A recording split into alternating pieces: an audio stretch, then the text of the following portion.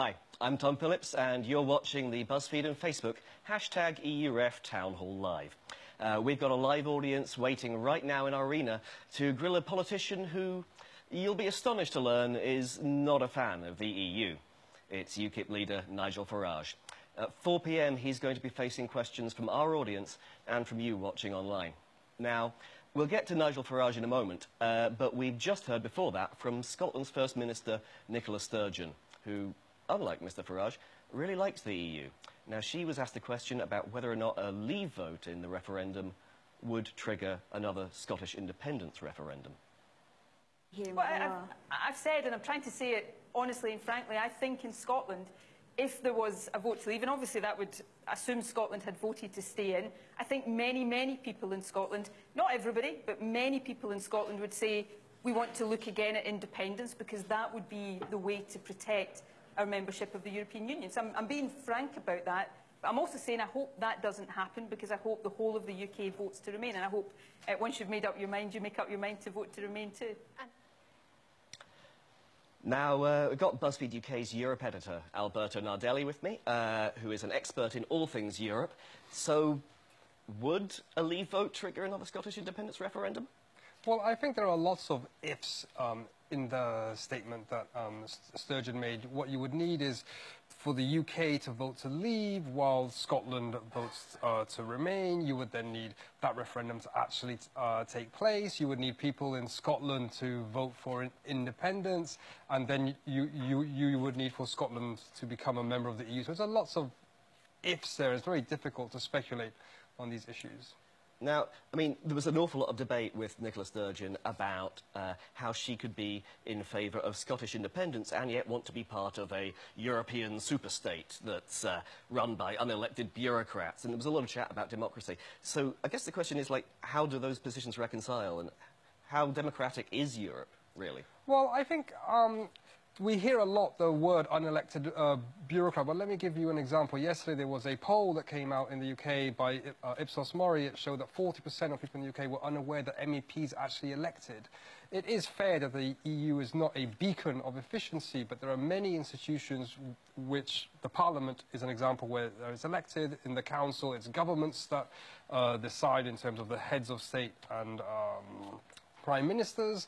So there's a bit of democracy there, but it's also a very complex system. Is that what you're saying? Absolutely, and I think an argument that it's too complex is probably a fair argument.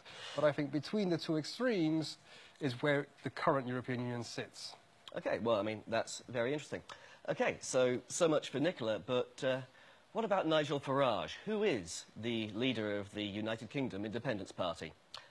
Let's take a look.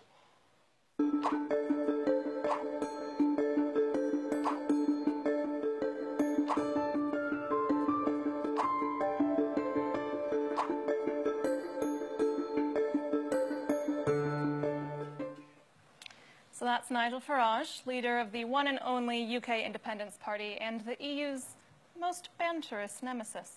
But before we hear from him in the arena, it's my turn to talk to the very clever and moderately handsome Alberto. Okay, so Alberto, we've arrived at Nigel Farage, which means that we really need to talk about immigration properly. So this may be a dumb question, but why is immigration the most divisive topic in this referendum? Why can't we all just get along, Alberto? Like you and me right here. Well, I think immigration is a very complicated issue. And let me give you a few examples. So we talk a lot about the freedom of movement and the fact that some in Britain want to restrict freedom of movement. But often within that debate, we forget that freedom of movement works both ways. There are lots of other Europeans who are working and living in the UK, like myself, for example, but there are lots of Brits who work and live elsewhere in Europe. And in some countries, such as Spain, for example, there are actually more British nationals living and working there than there are Spanish nationals working and living here. So it works both ways. I guess the only difference is that we call the Brits in Spain expats instead of immigrants, don't we? And what kind of jobs are they doing there? The British people in Spain, I mean, are they mostly sort of pensioners getting sunburns, or Well, there haven't been many studies, but I think it would be fair to say that it's likely that that Spanish nationals in the UK are younger than many of the, and probably more productive than many of the British nationals living in Spain. That's not a very nice thing to say, Alberto. Let me give you a Tell me about the economic argument. Absolutely.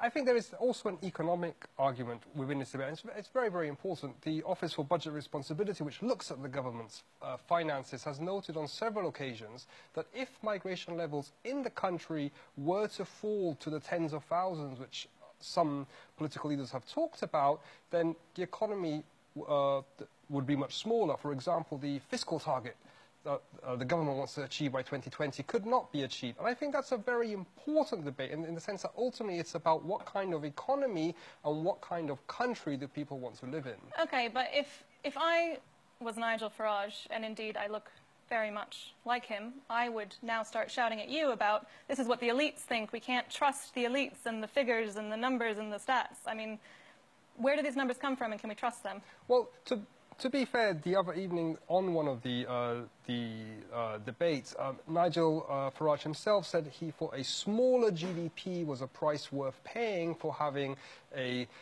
fewer migrants within the UK. And I think that really is the core of the migration issue. It really is about what type of country do people want to live in, what type of economy do they want to live in, and realizing that there isn't a situation where you can have, say, for example, the current size of the economy and bring migration down to 100,000 people. These issues are very complicated and are often a compromise and choice between different things. When our friend Nige talks about the pressure that is put on public services by migrants, is that true? Is that a fair point? I think the principle that as a population grows, and the British population is growing relatively quickly compared to many other countries. I mean, it will be about close to 80 million by 2050, if I'm not mistaken. It is true that public services are therefore under stress. However, lots of that has to do with the fact that people live longer, even those that don't eat Mediterranean diets. Lots of Europeans are working within the health service, for example. It's a lot more complicated than saying migrants or non-migrants. Okay. Well, thanks, Alberto. You've once again been a star and taught us many interesting things. Thanks, guys. Now, we're just a few seconds away going over for our town hall with UKIP leader Nigel Farage facing our live audience's questions. And, of course, you've got questions online. Put them in the comments. We'll ask them. And we're going to go over now to our arena with BuzzFeed UK's Jim Waterson and Emily Ashton.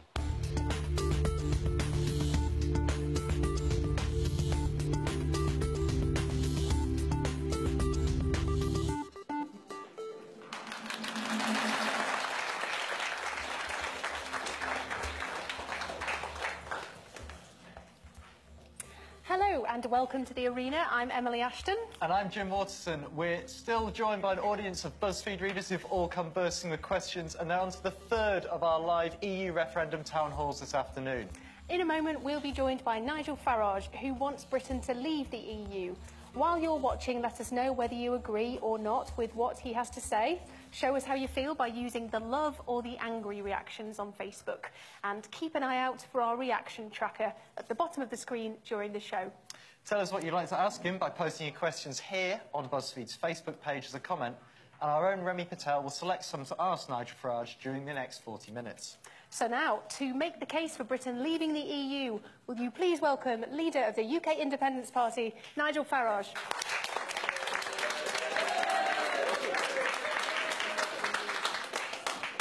Well, 13 days to go, and there's lots of heat, not much light. Lots of sound, lots of fury, accusations, everyone's a liar, no one's telling the truth. Let me simplify the whole thing. This referendum, remain or leave, what's it really all about? One very simple thing.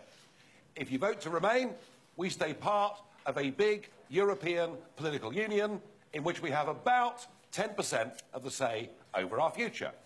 If we vote to leave, we get back to being an independent, self-governing, democratic nation. That is the choice. I opt for leave. Why? I believe the best people to govern Britain are the British people themselves. I think democracy is better than bureaucracy. I think we should run our own country, make our own laws, have our own courts, control our own borders, and leave behind this backward failing European Union and rejoin the rest of the world. And do you know what? My argument is the one that's got the big M, and I think Leave is going to win. Thank you. Thank you very much, Nigel. Now, the first question we've got is from Jack. Where's Jack? I'm a bit embarrassed to tell people I'm a bit embarrassed to tell people I'm actually voting Leave, because people just assume you're a racist person who hates all immigrants, which isn't true. But why would they assume that? Are you responsible for that? That's my question, really. Well, I tell you what I am responsible for. I tell you what I am guilty of. Completely single-mindedly taking on this European question at a time when nobody in public dared even speak about it. When I first appeared on Question Time on the BBC, come on, let's have some booze for the BBC. Back in 2000, I was the first person for 20 years on Question Time that had said, I thought we should leave the European Union. So what I am guilty of, I'm guilty of making Europe a big issue in British politics, and I'm guilty of forcing Mr Cameron into holding this referendum. Now, the second part of your question, do you know, in life, if you challenge the establishment, whether it's in business, whether it's in science, whether it's in politics, if you take on a consensus view, they will abuse you.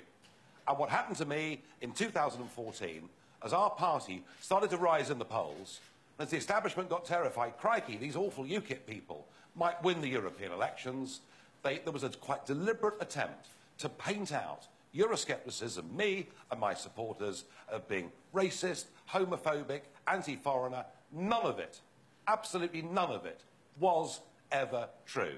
So don't be embarrassed to say. Come on. You see, it's amazing, isn't it, that we actually get these reactions. You know, why is it that actually we're going to have, with the Leave vote on the 23rd of June, significant sections of our ethnic minorities voting for Britain and voting for border controls? We've been demonised by a media, by an establishment, scared of a different argument. So don't be ashamed, be proud that you want your country back and you believe in national democracy. Nigel, come on, there's a long record of UKIP councillors, UKIP members having to be kicked out of the party for things that they've said. Are you saying that there's no racist association with the campaign? How interesting. In 2014, when this demonisation process was going on, we had UKIP people who, coming back from the pub, after one too many, said stupid or, at times, you know, abusive or abrasive things. At the same time,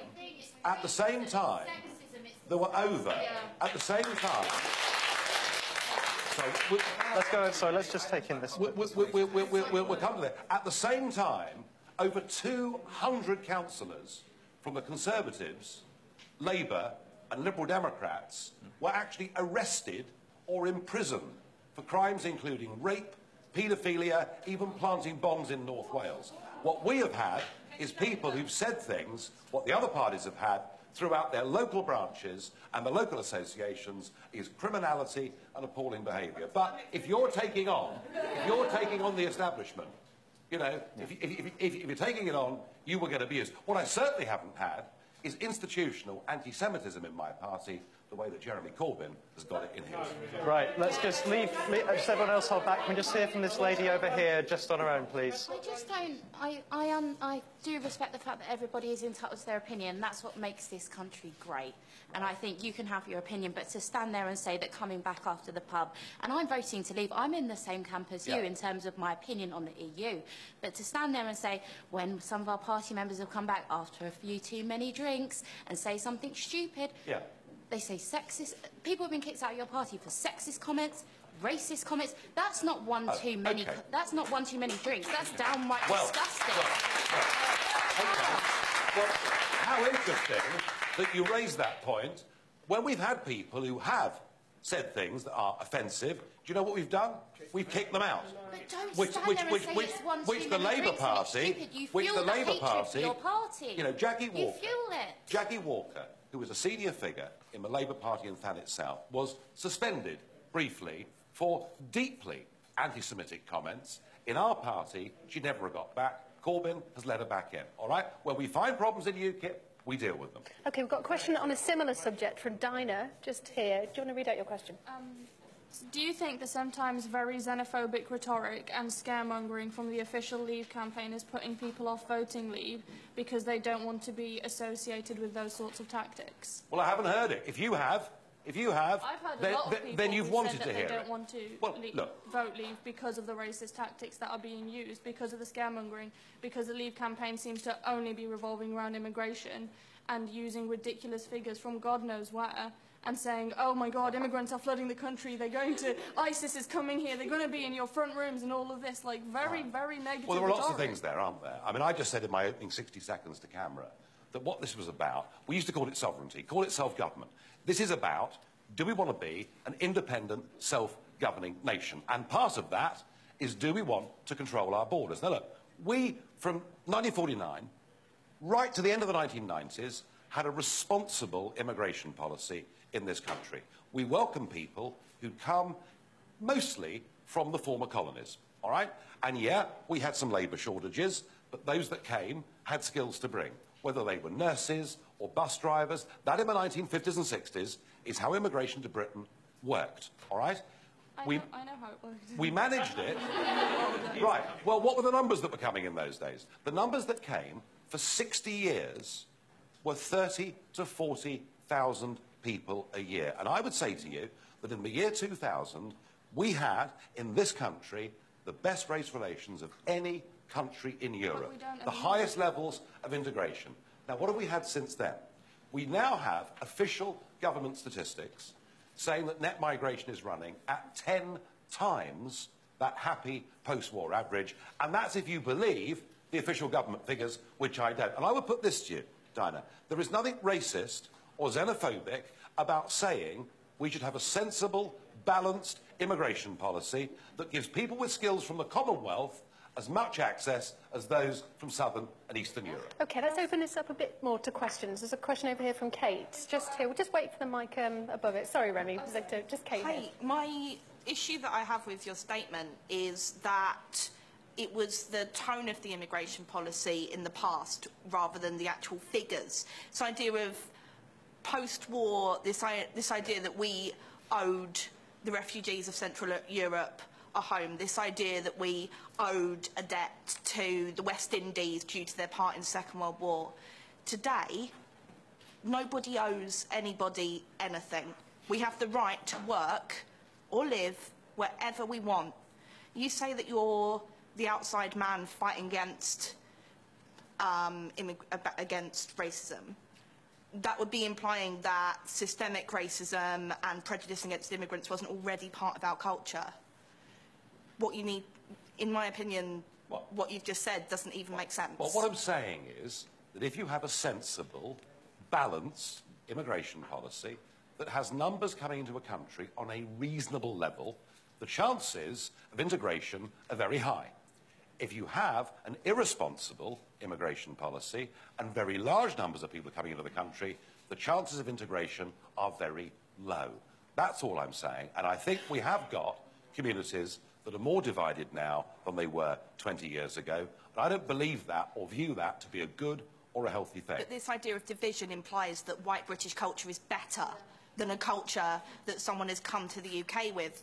Integration means taking on traditional British values, white British characteristics. No, we can do both. We can be...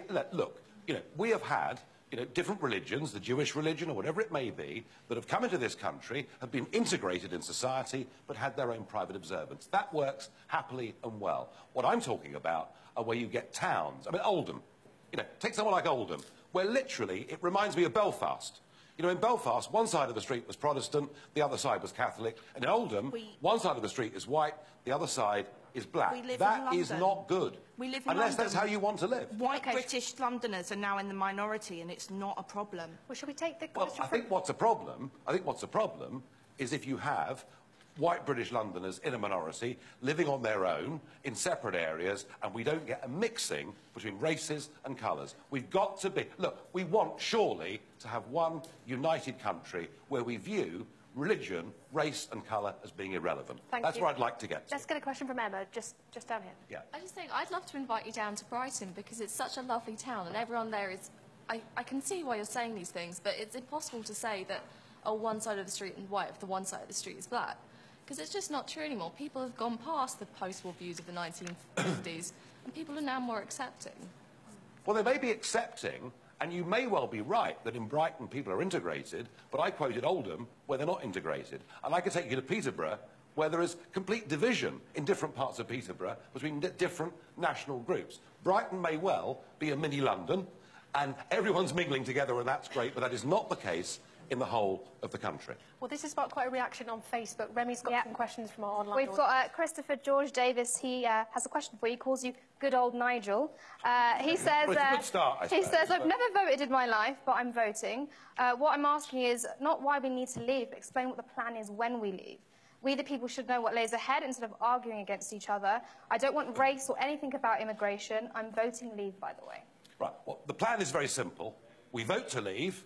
We get rid of this Prime Minister, dishonest Dave, you know, who, frankly, is having a pretty rotten campaign, and we get a Prime Minister that reflects the view of the country. And if we voted to leave, we need a Brexit Prime Minister. We then go to Brussels and we invoke Article 50 of the treaty, which is the process by which we negotiate a new relationship. I would like this divorce to be as amicable as it possibly can be. And given how many German motor cars are driving around London's roads, and how much French wine a lot of us in this room, I'm sure, we drink, and given that we're their biggest trading partner in the world, there is no reason to suppose that it won't be a sensible, amicable divorce. Even if it did go wrong, the worst-case scenario, with them not giving us a trade deal, is actually better and cheaper for us than the current rotten deal we have. And I would say that we're going to be a self-governing nation.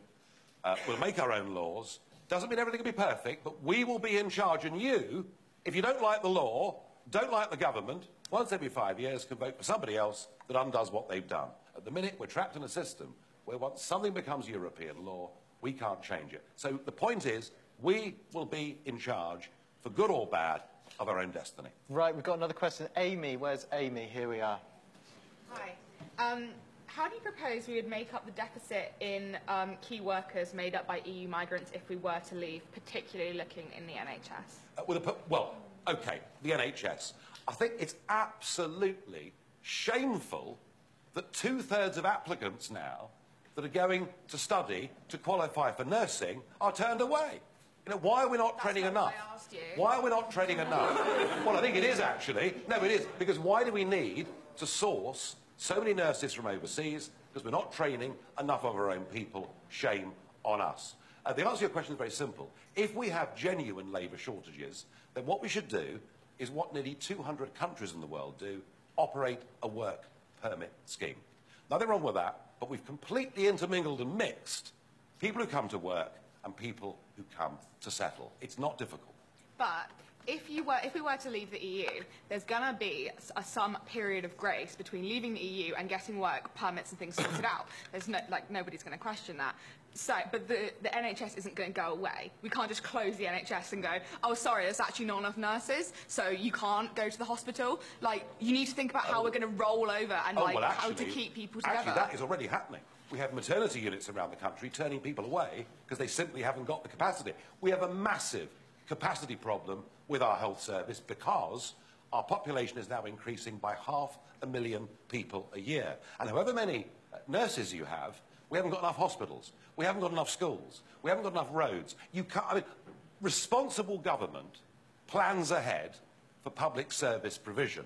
The whole point that I would put to Mr. Cameron is how on earth can you plan ahead for what health services we need when you literally have no idea in 5 years' time how many people will be living in the country. So what I'm talking about is getting a grip on net migration running at the current levels it is so that we can make some more accurate assessments of what our healthcare needs are. But I make another plea. We should be training more of our own nurses. But even that takes years, Nigel. If we left the EU, if we cut back immigration, we could suddenly find ourselves with unstaffed hospitals and unable to service the people who are currently here. Because if we haven't got the nurses in training, if we haven't got the numbers that are already going through the system... Well, the answer is, I refer to my earlier, work permits. If we have labour shortages, we issue work permits. There's nothing wrong with that. That's what normal countries do all over the world. Why would somebody who from an EU country who worked here, why would they then possibly have to pay to apply for a visa to work here when they can just go and work in any other EU country and get a perfectly good deal? Because this is the one country in which the population is going through the roof. That's not happening anywhere else in the European Union directly, and this is where there are more jobs. Simple as that. Okay, next question from Ola, who I think is just here. How is leaving beneficial for students when it will deprive universities of EU funding, students of studying abroad with ease, and the economy of billions contributed by EU students? Well, first point is I do think that the behaviour of the universities in this referendum campaign has been absolutely deplorable. For 21 vice-chancellors to have come out 7 or 8 months ago to say they absolutely support continued EU membership, I thought was wrong. The fact that we have over 200 Monet chairs in British universities, so European Commission money coming directly into economics departments, politics departments, to teach those subjects from an EU perspective, I think is wrong. I think the point of universities are they should be neutral. And I have to say, as far as research grants, basically funding grants, the things you're saying, look, the fact is we can honour every commitment, whether it's to universities, whether it's to British agriculture, whether it's to regional aid, we can fund all of those commitments, perhaps even a bit more efficiently than the European Commission does, and get better value for money and be better off as a country by £10 billion a year. Now, when it comes to overseas students, not just from Europe, but let's think about the world, because I'm getting a bit bored with us thinking about Europe the whole time. Let's think about the globe. We're living in the 21st century. I think further education, you know, potentially, it's already big. It should be something this country makes a great deal of money from. We should encourage as many foreign students as possible to come to Britain and pay the fees. Yes, but if the UK does leave, it's going to become more expensive for EU students to come and study here. So, naturally, it seems obvious that the numbers will be lower. Oh, but there are plenty from China that will come, and plenty from India that will come, and plenty from all over the world that will come. And I want us in the future education is not to look at Europe as being something special. The world is something special. And whether it's in terms of trade or students, let's adopt a 21st century. You know, we're not leaving Europe. We're hopefully leaving political union in Europe and rejoining a bigger, better, more exciting world. Okay, on the same subject, Vanessa, have you got a question? The university that I'm currently in, there's a lot of students who, when they go on placement, they like to go to European countries. And right now, that's really easy, seeing as we have free movement. So what happens to us? Because I want to do that as well. What happens if we do decide to leave? How are we going to be able to study abroad when we might not be able to have that free movement that we have right now?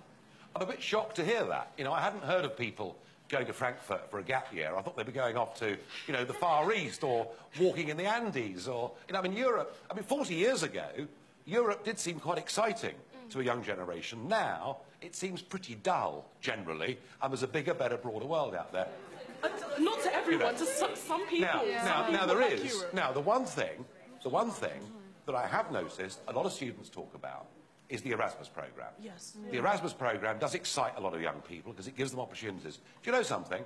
We can be part of Erasmus, we can do student exchanges, and all the normal things good neighbours would want to do in the modern world without being members of political unions. But how? And there are countries. How can we do that? How can you just say well, because there are countries outside the European Union who participate in Erasmus. So if that's what we choose to do, we can do so. And look, there is this big fault line of this debate that the Remain side say this is all about cooperating with our neighbours. It is not about cooperating, it's about assimilating. We should cooperate in terms of student exchange. We should cooperate in terms of information sharing to deal with terrorism. We should want to work together as neighbours living in a street that want to make a better community for all of us. What I'm against is knocking through the walls and going joint account at the local bank. Cooperation is good, assimilation into a European political project that nobody in Europe has ever voted for. And all the evidence, actually, is that your generation are now turning their backs on in droves right across the European Union. I'm fighting for Brexit because I hope it will lead to Denmark leaving, Austria leaving, Sweden leaving, and we finish up with a Europe of cooperating nation states. And do you know what? I'd be very happy to be a true European and work within that structure, not this one. OK, one more question on this subject. It's all well and good saying, we can still have everything, like if we leave, we can still have benefits to all these schemes. But say if we were still part of the single market, we'd still have to have free movement of people.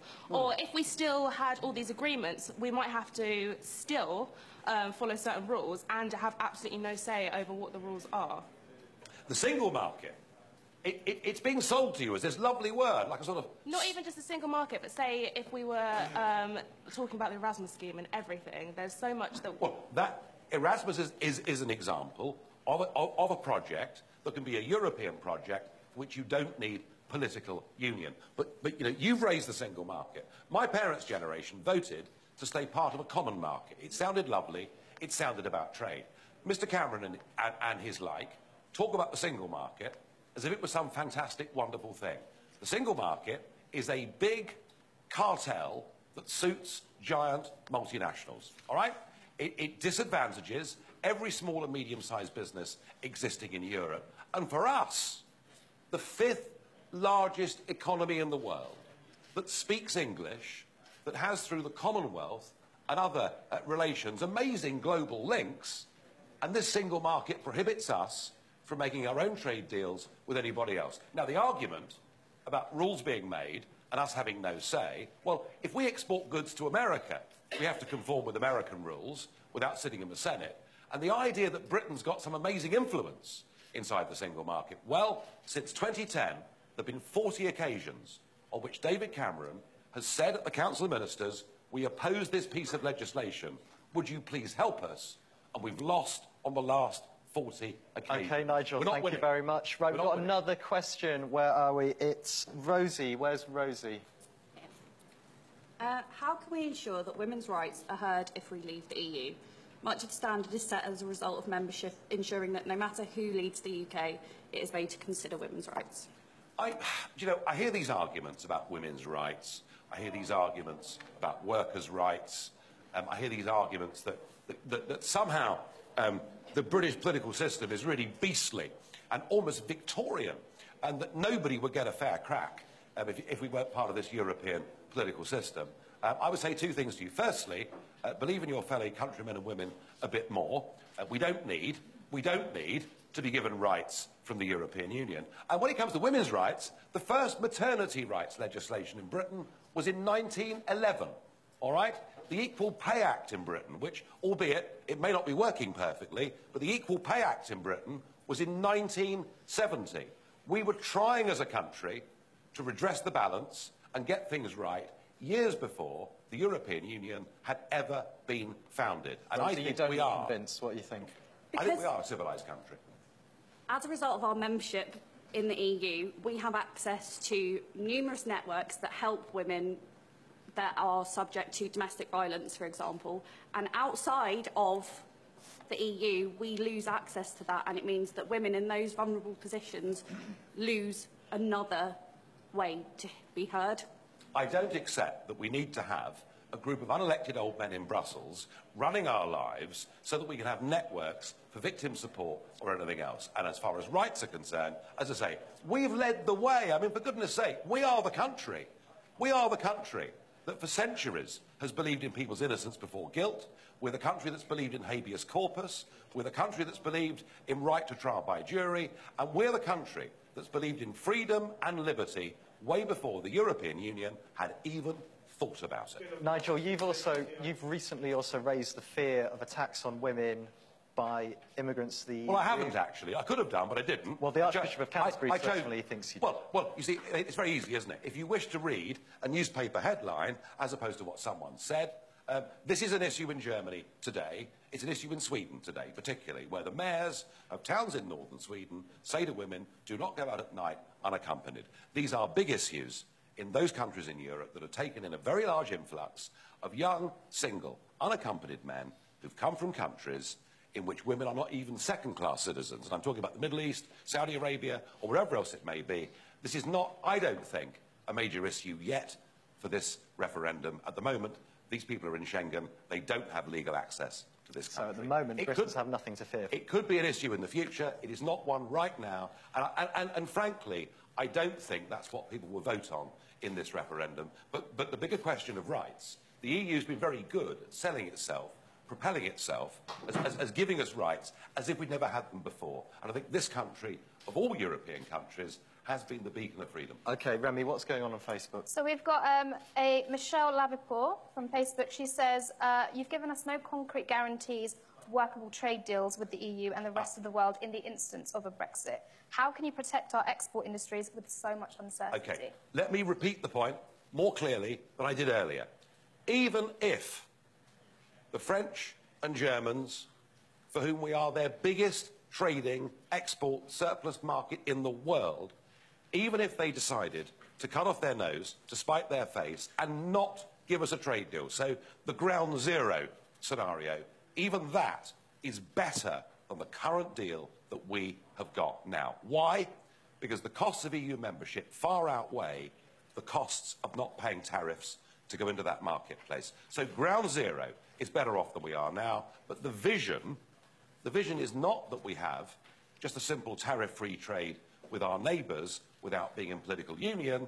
It is that we start to open ourselves up globally to the rest of the world. And it's really interesting that you've got Switzerland, you've got South Korea, you've got Singapore, you've got Chile, independent countries who've got trade deals around the world which in GDP terms, in all 4 cases, are between 5 and 10 times the size of that's been achieved with the European Union. And frankly, when I hear this business about prices, every Japanese car sold in Britain, 10% premium. Every pair of shoes that parents buy for their kids to go to school, manufactured in Vietnam or elsewhere, 17% premium. Most of the clothes that are sold, you know, cheap clothes that are sold in the big stores, 12% premium. We are paying a very big price to be part of something that 40 years ago looked like a good deal, but isn't anymore. OK, we have to move on. We've got a question from James Norman Fife, just over here. In the event of a narrow win for the Remain camp, would you advocate a second referendum on EU membership? It was a hell of a job to get this referendum, let alone to get another one. I mean, look, you know, Cameron offered this referendum because let's be frank, he saw votes going to UKIP. He assumed those votes were all Tory votes. Actually, they weren't. There were as many Labour votes going to UKIP. What he really feared, he feared a wing of his own party defecting and joining UKIP, and that was why he offered the referendum. Now, look, if the establishment win, if big politics, big banks and big business win, and we get a narrow Remain, there'll be lots of people, particularly in the Tory party, who will be irreconcilable to the result, because they'll think the Prime Minister's cheated, you know, using our money to put leaflets through doors and everything else. And I won't be happy about it, but let's be realistic. Is the British Parliament, because it's up to them ultimately, isn't it? Is the British Parliament going to give us this opportunity again in the short term? I think the answer to that is no. What worries me more is this chap, Stephen Kinnock. Now, the Kinnocks have always worried me when it comes to European policy. But, I mean, to hear that interview earlier on this week on the Today programme, where he said, well, if we vote for Brexit, you know, we in Parliament might just ignore the British people and vote to keep us part of the single market. Well, I tell you what, this country may be slow to anger, but if you ignored a referendum result where we voted to leave and Parliament didn't enact it, then maybe we'll see wholesale changes in British politics in 2020, the likes of which none of us right now can even contemplate. And let me just ask you there, you mentioned Labour voters. Do you think a lot of Labour voters are swinging behind the Leave campaign? Do you think Jeremy Corbyn's stance has confused them a little bit? He's confused me. I don't know about anybody else. I mean, he gives this speech telling him how awful the EU is, but we actually should stay a part of it. And it's really interesting. The polling shows a lot of Labour voters just don't know what the Labour Party's position on this referendum is. And whilst you've got Hilary Benn and others, you know, fighting a strong pro-EU case, you saw today John Mann coming out very strongly, having been on the fence for Brexit. You saw Dennis Skinner, perhaps no surprise, coming out for Brexit. And there are some union voices. You know, ASLEF are supporting leaving. The RMT are supporting leaving. So we're beginning to get a few more left-wing voices. I would say this to you. I think the Labour vote is the key to whether we have Brexit or Remain. Right, Nigel. I mean, I really do. OK, and the next question we've got is from Faye White. Where's Faye? Thank you very much. You briefly touched on my question over here earlier. So if all of your dreams were to come true in 13 days and the Brexit majority... I've got other dreams than Brexit, but well, go on. I'm sure you do, yes, but if that particular dream came true and you believe that it will cause a domino effect to other nations in the EU to leave, why do you think that, and what kind of agreement do you think would be made in the future between other European nations? Very quickly, I got elected to the European Parliament yonks ago. I went thinking that we were a square peg in a round hole. We didn't fit, common law, global trade, lots of reasons. But I thought if the rest of Europe wants it, that's fine. Let them have it. What I saw in 2005 was the Constitutional Convention rejected by the French in a referendum, rejected by the Dutch in a referendum, and we knew other countries would reject it too. Rather than accept the result, rather than show a degree of humility, what the European project did was to ignore them, rebrand it as the Lisbon Treaty and go round the back. And ever since then, I've been opposed to the entire project. I've watched what they've done to Greece.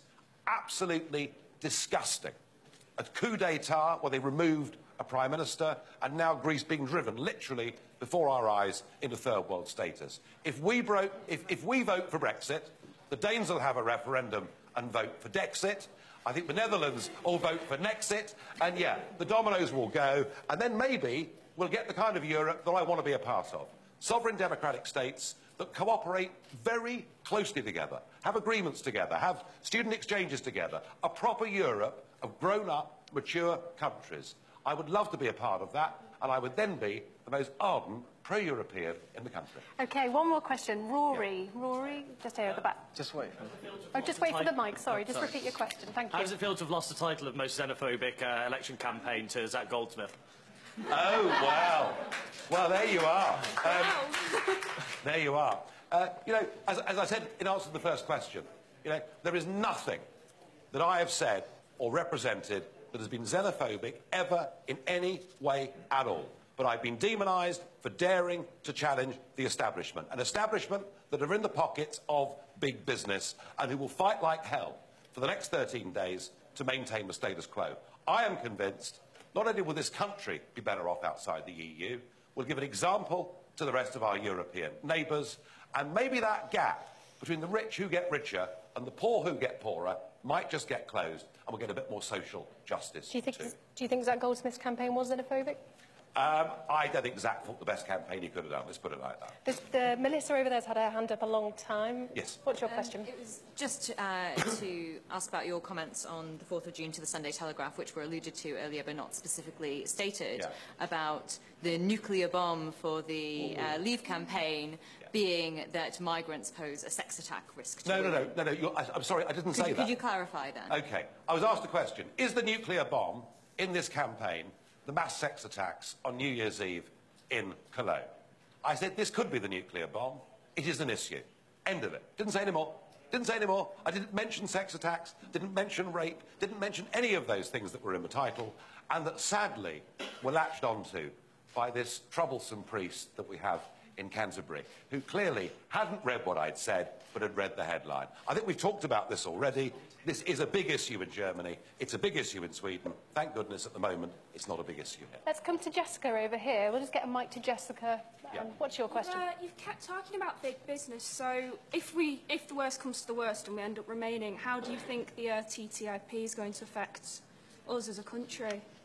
Well, I mean, TTIP is an example of what is wrong with this European project. If you said to me, should we have a trade deal with America, which meant just getting rid of tariffs and being able to trade more easily with each other, the answer is a big yes. It's most specifically like this idea that they'll be able to sue the country in the way that nobody's particularly being clear with all of us about what these negotiations are including. We're getting fed little bits. So how can this affect us? That's the... Well, you're quite right. The point about TTIP is that it sets up a scheme, a level, where companies can sue governments that is above national courts and national parliaments. And yes, you know, I've looked at substantial legal opinion that says that it would allow big corporations to buy up chunks of a National Health Service. Now, look, the Labour government did privatise big chunks of a National Health Service. I watched what they were doing. I thought they might have been right. It proved they were actually quite wrong. So we don't want TTIP, but I'm afraid if we vote to stay in, it's what we're going to get. OK, one more question, Dinah. Sorry, we'll just get the mic. 1 second. Go for it. I just have a really quick point to make. I never thought a day in my life that I would agree with things that you were saying. I'll be straight up, but I've agreed with a fair few points of the things you said, and I think it's the first time that we've had someone from the Leave campaign actually giving sort of rational arguments as opposed to what I've seen generally in the news. Which you I got a quick appreciate. question? Yeah, it's super quick. You were making the point about how, like, the migrant sex tax and whatever, it could be a possibility here in the future and things like that. But one, only a handful of those people who were actually charged with the clone sex attacks turned out to be migrants. Most of them were nationals of the country. And second of all, you say that, like, England, like the UK, isn't the top 5 countries of rape statistics in the world currently without those migrants coming in. Okay, so you can't blame it on the migrants when people get sexually harassed every single day in the streets. If you ask every single woman here, she could tell you about 100 from like a week. Nigel Farage. I keep saying, I'll say it the third time, this is an issue in Germany, it is an issue in Sweden. It's an issue here as well already. But we don't have... we have problems in this country, we do, but this question of Schengen, non-Schengen... Look, the big issue here is not to do with that. The big issue in this referendum, and about taking back control of our borders, is so that we can put in place a proper, points-based immigration system to make sure we get the right people in the right numbers coming to our country, and that is just plain... Nigel, I'm afraid... And I'm not trying to make... I don't want to go down this route. We don't need to. Nigel, that's all we've got time for, I'm afraid that's it. OK, one very quick question, a yes or no. This is all that your career's been building up to. Yeah. If it's a vote to remain next in a week or so, are you going to quit politics? I should go out and get hammered and think about it the next day. All right. Nigel Farage, thank you so much for answering so many questions. Now, first, just before you go, let's see how you did. And our audience in the room, if due to the wonders of technology, they could all pick up their pads and we're going to vote. And if you can press, you're either happy or you're sad. So if they could start voting now, and we're going to go over to Remy. While they're doing that, let's have a look at what our Facebook reaction tracker has been saying, what people have been voting online. So at the moment, it's 25% angry, 70% happy. So just like Nicola Sturgeon and Penny Mordaunt, you're receiving a lot of love, quite a lot of love, apparently, online. So good reaction for you online. Let's see what the people in the room are saying. Jim, what are people saying in the room? So in the room, what we're getting is 45% love and 55% sadness and unhappy. So Nigel, what do you make of that? I love the 45%. I've got to convert a few more of you. Thank you for having me. That's all we have time for now. In 20 minutes' time, you'll have a chance to put your questions to the Prime Minister, David Cameron, who's backing the Remain campaign. Don't forget you can sign up for notifications on BuzzFeed UK's Facebook page. So we'll see you in 20 minutes, but now, thank you very much to Nigel Farage for taking time to speak to us.